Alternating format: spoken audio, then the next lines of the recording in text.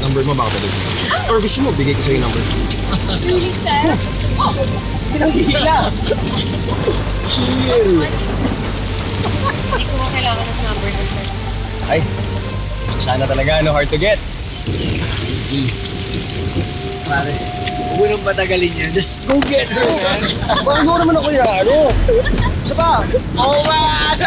Ano naman ito eh? Funny!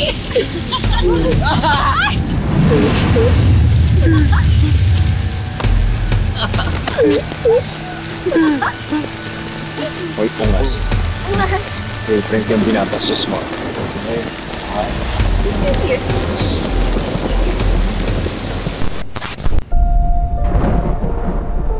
Seb,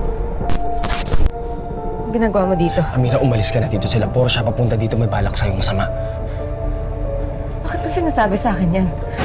Dahil natatakot ako sa pwedeng gawin ng kapatid ko sa'yo. Kilala ko yun. Tatakot ka? Sa pwedeng gawin ng kapatid mo? Di ba kasabot ka nila? Amira, gago ako pero hindi ako mamamatay tao.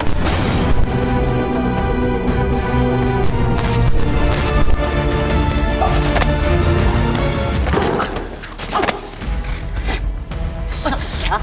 Ha? Ganyan mismo paparamdam ko sa'yo buong buhay mo. Hanggang sa magpapaawa ka, natuluyan kita.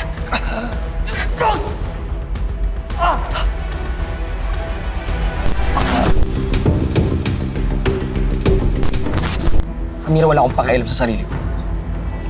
Pero sana labas dito yung anak ko. Amira, inosente siya. Inosente nga, malas lang niya.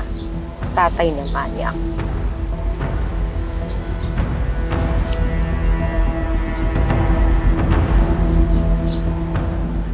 Huwag ka mag-alala. Tatapos naman na din to eh. Ang tanong lang, ilan kaya sa inyo sa mga tera ang magsasama-sama sa loob ng kulungan?